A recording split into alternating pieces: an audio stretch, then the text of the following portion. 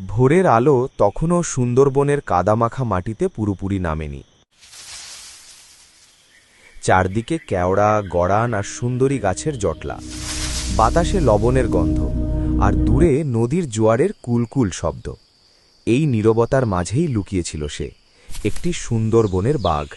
সে আকারে খুব বড় নয়, মধ্য ভারতের বিশাল বাঘদের মতো ভারী শরীর তার নেই, কিন্তু তার চোখ, দুইটি আগুন জ্বলা হলুদ চোখ, যেন পুরো বনকে সে নিয়ন্ত্রণ করে।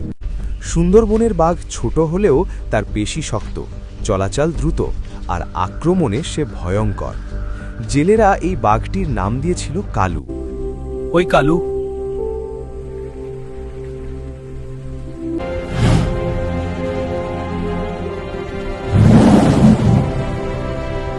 কারণ সে ছিল ছায়ার মতো, নিঃশব্দে আসে, আবার মিলিয়ে যায়।